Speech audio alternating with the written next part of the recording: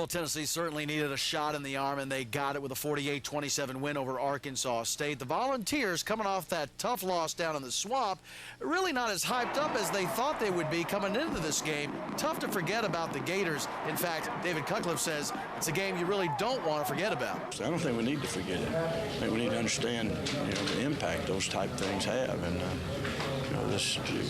you answer. You get on the field, practice field, and game field, and you respond. And I think that's still the approach our team needs and expects to take. Well, Tennessee wanted to get off to a quick start, and the Vols did. First 3 possessions into the orange zone, resulting in 3 scores. LaMarcus Coker certainly helping the cause last night. Over 200 all-purpose yards, 101 yards rushing. From here on out, certainly opponents will have to respect his speed. He's just so fast. I mean, you have to respect his speed, and if you have a linebacker guarding him, that's tough, And so I think that's definitely something, that other teams are going to have to address. If we can get guys like that with that kind of speed on the outside and get them the ball and just let them make plays. Another big factor last night, Tennessee's young guns, a lot of the young guys getting playing time. Brent Vincent, wide receiver turned defensive back, he had a pick. Marsalis Johnson, the sophomore, with a big second-half interception, which would lead to a LaMarcus Coker touchdown run. Those young guys stepping up in a hurry and helping the Big Orange cause. We have broken down and looked at everything on this team that we could look at, and we've got a couple of other young guys that got more involved today besides Brent Vincent. And yes, it's quite a dramatic move, and particularly when you're playing a very good offensive football team like Arkansas State was, but we're trying to get our best athletes on the field. All right, up next, Georgia, but before that, Tennessee has an off day. Certainly a good time to rest up and fix some of the mistakes which have been plaguing this team through 4 games. We got a big win. We got Georgia coming up. We have 2 weeks prepare for them, get some guys healthy. That's not healthy right now. That's really important to our team. And just focus on Tennessee this week and getting ourselves better. So the Vols improved to 2-2, heading back into Southeastern Conference play in a couple weeks, October 6th, right here at Neyland Stadium against the Georgia Bulldogs, who themselves came up with a big win at Tuscaloosa last night, 26-23 over Alabama in overtime. I'm Rick Russo reporting for The Locker Room. All right, Rick, we appreciate that. Let's get some good points and bad points in here. And, John, you get to kind of second guess, I guess. My good points, Ainge's passing.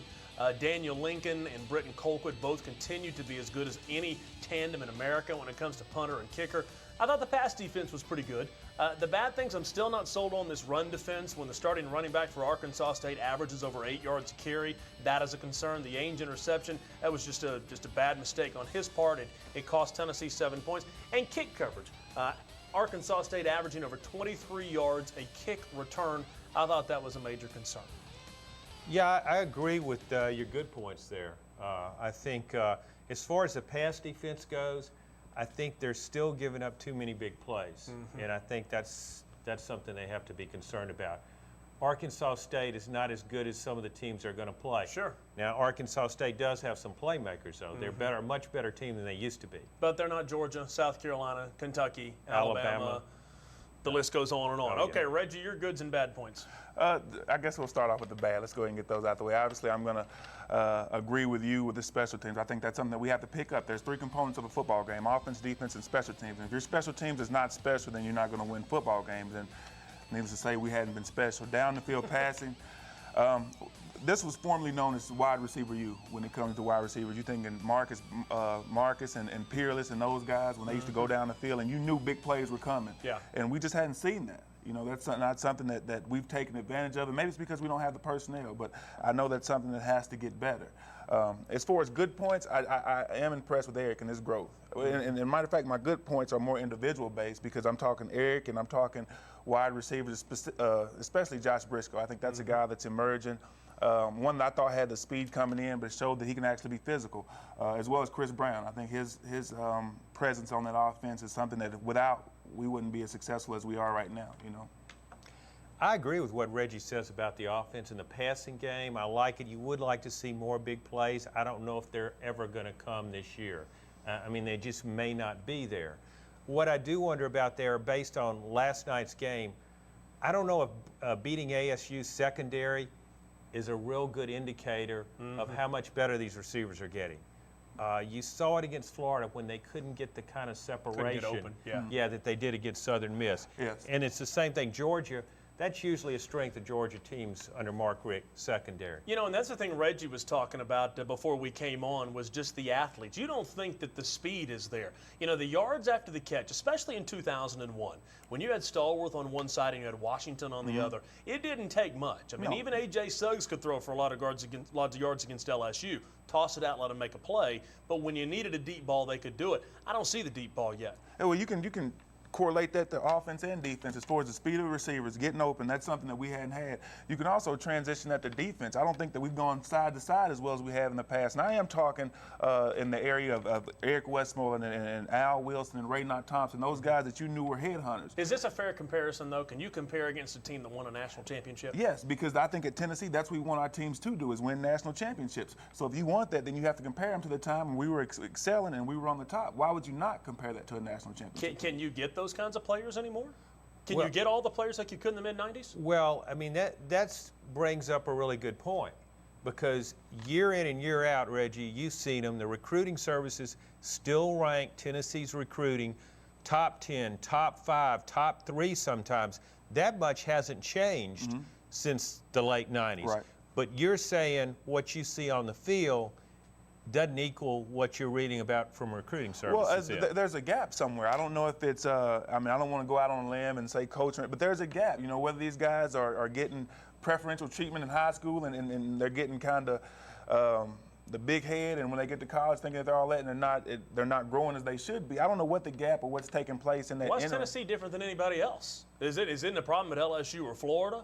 Why is it a problem at Tennessee and it's not a problem there? Well, that's a good question. If I had the answer, I think I'd be coaching, but I do feel like it's a problem. You know, it's one of those situations where I think teams go up and down. I mean, we do play in the SEC, which is the toughest conference. Right now, maybe that's the case. Maybe that we're getting our players are getting stolen by LSU and by Florida and by South Carolina. Maybe we're not getting those guys that we used to get when we had that productivity, because let's face facts, we're not getting it. Reggie, when you left in 01, when you guys are 1/2 away from winning the SEC championship. You had to bring that one up. I'm sorry.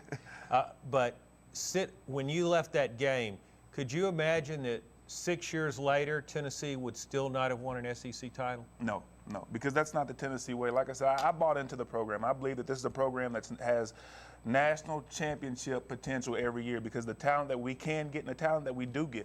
Like I said, there's a gap somewhere. I mean, I look for Tennessee to get back to that era when it's 98 and 99 and 97, we were winning championships and guys were coming to Tom Black track after games, and it was just an overall excitement. Because I think we can, and I think that I'll step out on a limb and say this, I think we can get it done with this coaching staff even more.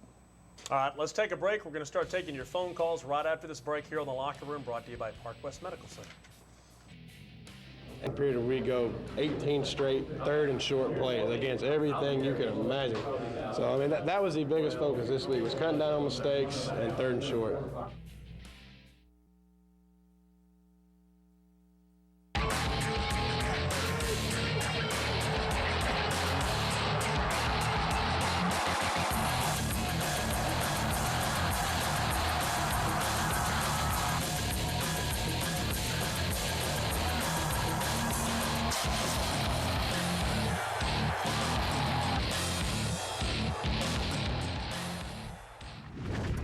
Here's your McDonald's I'm Loving It Play of the Week.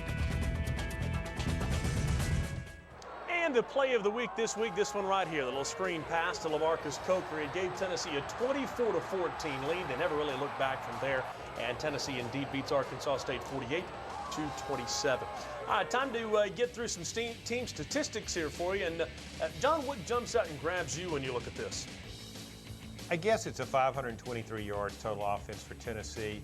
The other thing that jumps out and grabs me is the 178 yards rushing by Arkansas State. I mean, Arkansas State ran the ball on Tennessee. And if Arkansas State can do that, Georgia can do it. South Carolina can probably do it. I mean, that's a major concern right now. Everybody's running the ball on Tennessee. Okay, you look further on the statistics, you see 30 first downs for Tennessee, which is good. Reggie, I guess, as an offensive lineman, it tells you that you're moving the line of scrimmage. Without a doubt. And that's something that you have to do. If you're not gaining 10 yards a pop, if you're chopping them off 2 and 3, that's not going to get it done. You want first downs. You want to keep the chains moving. You want to keep your defense off the field. Okay, let's get to the phone call.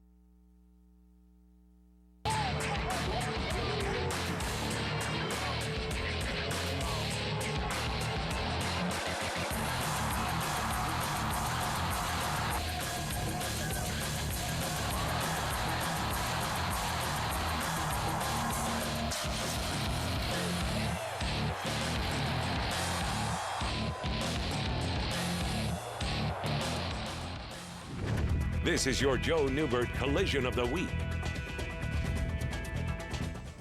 And the collision of the week, the quarterback for Arkansas State getting run over by just about everybody.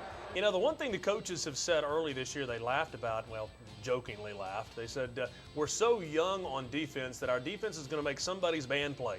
Either ours or theirs, we just don't know which one. Trying to make Tennessee's band play more. And that is your Joe Newbert collision of the week. Let's run through some stats for you. The wide receivers, once again, I continue to say they seem like they've got a bunch of possession receivers outside.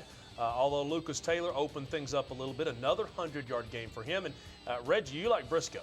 Yeah, I think because he had speed when he came in, and now he seems like he's getting tougher. He's not ducking his head. He's willing to take that hit. He's not going to short arm. You know, I felt like he was a little bit timid when he got here, which, you know, being a freshman, a young guy, that can take place. But I think he's got a little bit tougher as time has gone on.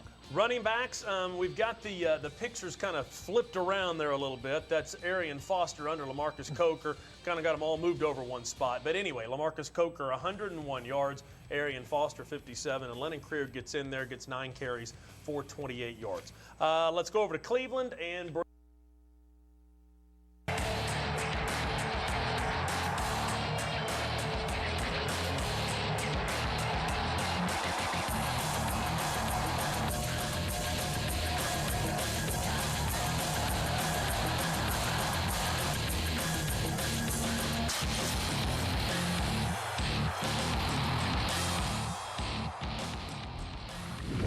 Here's fall historian Haywood Harris with this week's Haywood Memories.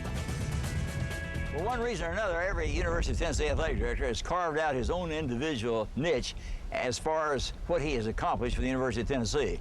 Bob Nealon, of course, set the foundation for football. Then Bob Woodruff came in as athletic director and expanded the program to give Tennessee one of the best all-around sports programs in the nation.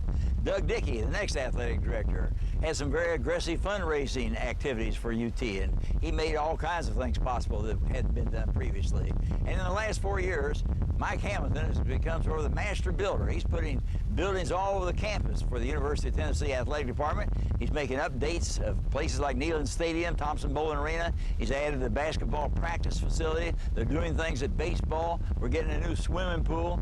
You've seen these buildings that say, "Pardon our dust."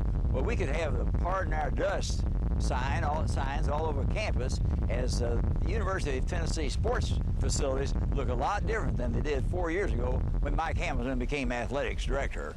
That's my memory for this week. Thanks for watching The Locker Room, presented by Park West Medical Center on MyVLT2. Now, here's your West Chevrolet Highlight Zone.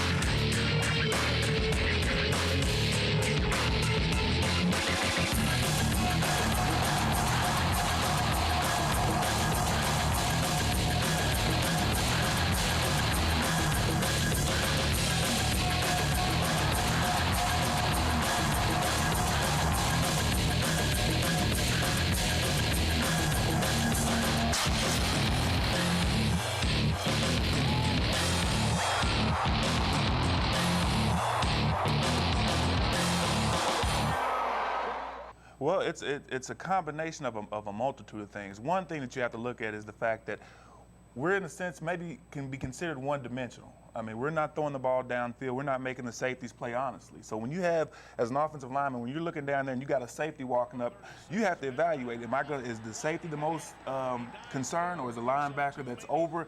I mean, there's some things that you have to dissect. They're putting 8 and 9 in the box because we don't have a downfield threat. I think that's the key component. The minute we get a receiver that can go down and stretch our offense and make that defense stretch, then it makes it easy for those linemen to get out. And I mean, you got a guy that's 315 pounds on a guy that's 220. All they need is an opportunity to cover him up. And that run blocking becomes a whole nother scenario, all because you got a receiver or a group of receivers that can stretch the defense and get that safety playing more honestly. John, David Ligon made a point last week when he was here, offensive lineman whose last year was just a year ago, and he made the point, I want you to give me your opinion, and Reggie's as well. He said, our guys bench press 500 pounds just like the guys across the field from us. We squat 600 pounds just like they do across the field from us. I don't know why it is that they're beating our tails. Well, if he doesn't know, I'm not sure how I can figure it out, because he was right in the middle of it.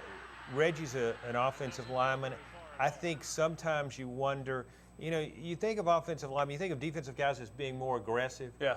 But offensive linemen have to be aggressive. And the best offensive lineman, the guy that I always remember that played maybe not as talented as some of the offensive linemen at UT that had success, was Fred Weary. I just thought of him as being such an aggressive offensive lineman. He came over from defense. Mm-hmm. And I've seen other offensive lines, as when Reggie played back in 01, and of course in the late 90s, UT Lions, their offensive linemen I thought were more aggressive, more Reggie, physical. Anybody that comes to your mind like he's talking about, you kind of grinned when he said Weary. Anybody else? Yeah. I mean, I have to agree with him. I mean, I'm biased. He was a former roommate and one of my best friends. One of the guys that carry over that defensive aggressiveness to offense. I mean, it's one of those things where as an offensive lineman, that's what you have to look forward to. That's what makes your money. When that running back gets 200 yards a game, that's your reward. And if you don't have that, if you don't carry that within you, if you don't take pride in that, then it's not going to be done. But at the same time, to go back to my previous point, if you have 3 guys and you only have 1 guy to block, I don't care if you are Fred Weary and Cozy Coleman and Reggie Coleman and Jarvis Rito all combined in one. It's not going to take place. I mean, it's just not going to happen.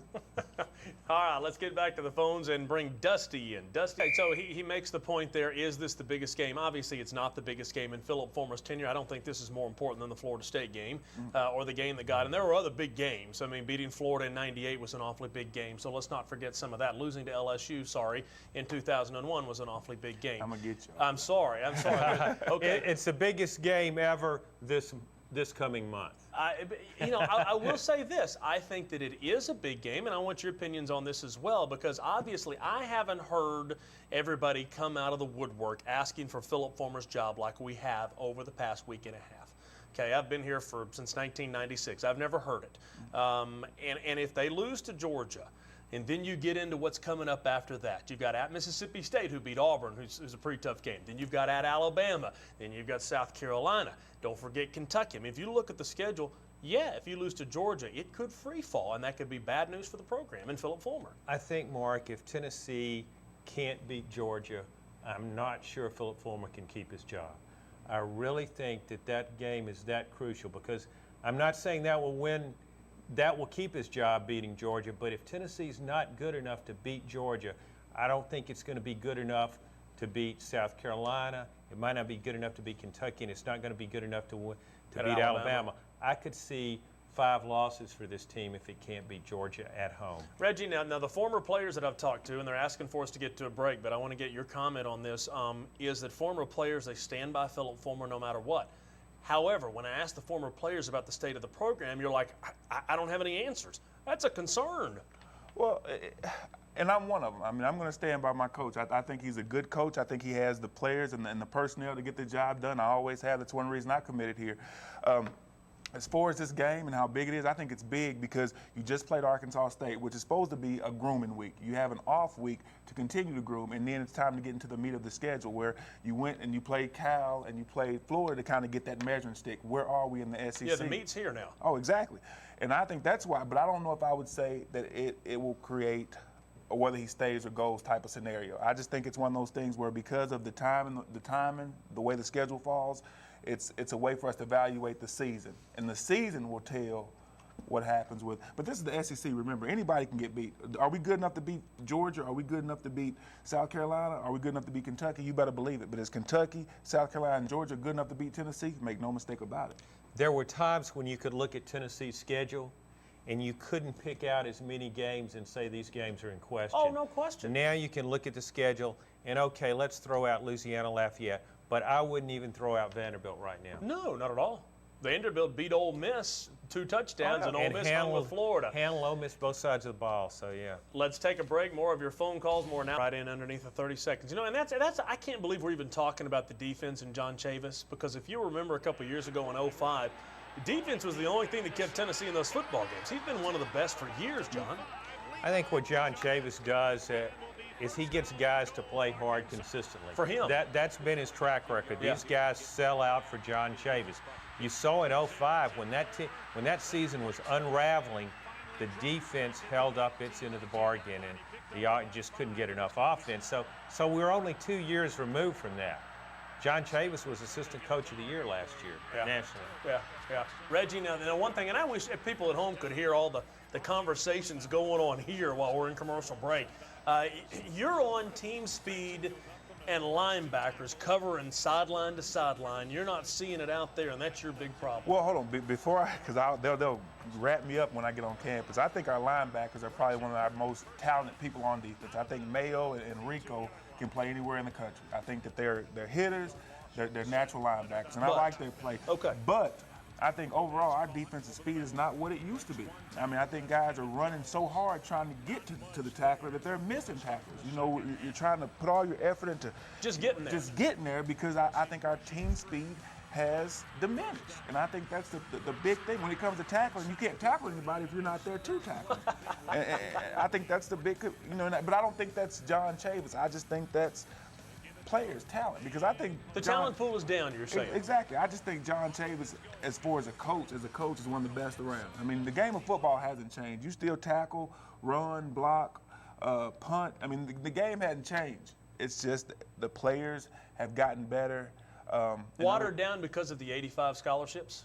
Possibly. I mean, there's a lot of things. Look at the way that Boise State and all those emerged last year. I mean, you got a bigger pool where guys are going different places to try and play sooner.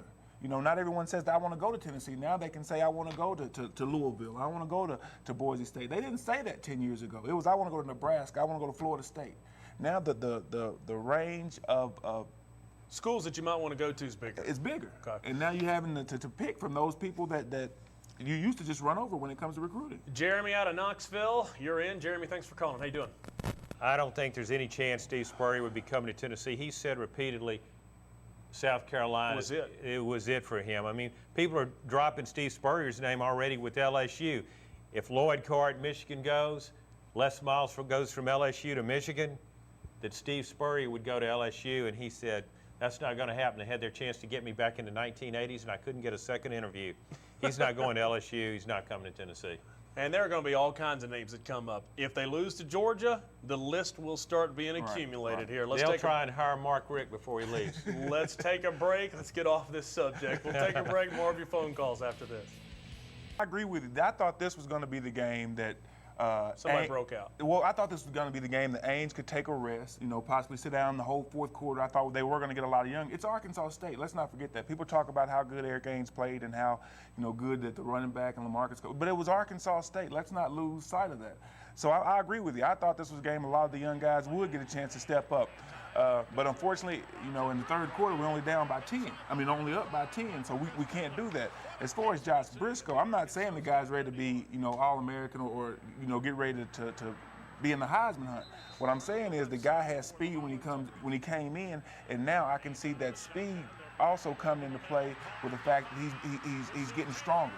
He's not as scared. He's not as timid as he used to be. If he's got speed, then I'm not trying to ask a stupid question. Why can't we just send him straight upfield and throw a long pass? Well, why is that not possible, John? It's not in the playbook, Mark. They don't do it that way. All right, I'm sorry. That's my question. They throw a deep ball, and you're going, yes, the ball's in the air for more than 2 seconds. Wide receiver is not a simple position at UT. Not at all. Well, then it needs to be simplified. Well, they need to run straight down the field and throwing the ball a few times. I mean, that's an argument. I think maybe somewhere in between running straight down the field and throwing the ball and what they do now. Maybe that's the point. Brandon out of Murfreesboro. I'm not going to argue that point. Just send them a few times. Everybody downfield. go long. Can we do that one time? All right, Brandon out of Murfreesboro. All right, so offensive line play, he's saying, is deteriorated. Why, Mr. Offensive Lineman? Well, I think our pass blocking, I think, is held up pretty good. I don't think Eric is taking a lot of hits. I think that he's been protected. I think they got him back there, and I think he's safe back there for the most part. Our run blocking, it's been questionable, let's face it. But as I said before, when you got 8, 9 people that you're trying to block because we don't have a downfield presence, like I said, you can take Orlando Pace can come from St. Louis or wherever and he couldn't get it done. I mean, if you got more people to block than you have blockers, your math doesn't add up. John, 20 seconds, defensive linemen, they don't seem to be getting the young ones in. Is it because, like Reggie's saying, they just got guys in front of them or what? No, I think the defensive line, that's a recruiting issue. Tennessee just doesn't have the players in the defensive line that it once did. But they got 4 stars. Forget the 4 stars. I mean, they don't have Albert Haynesworth. They don't have John Henderson. They don't have Darwin Walker. They don't have Sean Ellis. I can go on and on. All right, let's take a break. We're going to talk about the unsung heroes coming up next on The Locker Room. Guys, thanks for coming. We'll do this again with you guys. Stay with me. Okay, as I said, what Mitch was talking about, those unsung heroes, Austin Price has a neat story tonight for us on those unsung heroes. The guys that do all the work behind the scenes, but come game day, what they've done is front and center. From those trademark orange and white jerseys to that familiar power tee on the helmets, Tennessee's uniforms are always flawless on game day. That's thanks to a group of volunteers who give their all for the power tee before the players run through the tee. Not a lot of people know exactly what goes on before the games and the day before the game leading up to it, and we put a lot of work into it, so we want it to look real good. People have no idea the nervous energy up until the team takes the field. You know, we have checklist for checklist to make certain that we have everything that we need. I take a lot of pride in it. We always watch the games and our games and other games on like Sports Center. And instead of watching the actual players, we notice more like what's on the sideline or if somebody's helmet's kind of messed up, if his chin strap's unbuckled. So we take a lot of pride in exactly what we do. Roger Frazier has been the head equipment manager at Tennessee for 24 years, and the people he's come in contact with will always stay with him. Fun, you meet some unbelievable characters just over time, and that's by far the most fulfilling and rewarding part of what I do is the relationships that we've created. The students have learned a lot from the guy they call Frage. He's just like a father figure around here because being from Mississippi, you know, Dad's just a phone call away, but still, I mean, he's always there for us and makes us do the right thing. Oh, I've learned a lot. Like Tommy said, he's like a father figure to all of us. Of course, I live right down the road in Kingston, but you know, we don't get to go home. I mean, we're here all through December during football season, and me and Tommy is the head manager and the head student in charge of the cage, like my job is. We don't get to go home. There's no off season. We're here, you know, all year round. Student manager Wesley Pickle says that a Tennessee loss is just as tough on the equipment staff. I think sometimes it hurts us worse. I know we talk about it all the time together about, you know, what went on in the game and just it bothers us, let's put it that way, especially when we're on those 9-10 hour bus rides home on an away game after a loss. I mean, it sticks with you pretty much the whole ride home, and it's real quiet, not a lot of talking. Through sweat and hard work, a group of unsung volunteers removed the sweat and the stains born on the Big Orange battlefield. For The Locker Room, presented by Park West Medical Center, I'm Austin Price. All right, Austin, appreciate that. Make sure that you check us out in Knoxville every Sunday night after the Tennessee game rebroadcast, 7 to 9 Eastern Time in Knoxville on MyVLT2. Then 9 to 10 is the Philip Fulmer Show. And then across the state of Tennessee, 10 to 11 Eastern, 9 to 10 Central Time, The Locker Room. Of course, next weekend is an off weekend for Tennessee, so we've got a couple of special guests lined up. We're not going to tell you who that is. You'll have to come back next week and check that out. And we'll talk about Tennessee preparing for Georgia. And we'll probably be talking about some basketball. Vols and Lady Vols coming up next week. That is all our time for tonight. Thanks for watching. Thanks to Reggie Coleman for coming in tonight. Thanks for John Adams from GoBallsExtra.com and the Knoxville News Sentinel. We will see you next week. Have a great weekend. We'll talk to you next Sunday night. Thanks for watching The Locker Room, presented by Park West Medical Center on MyVLT2. Now, here's your West Chevrolet Highlight Zone.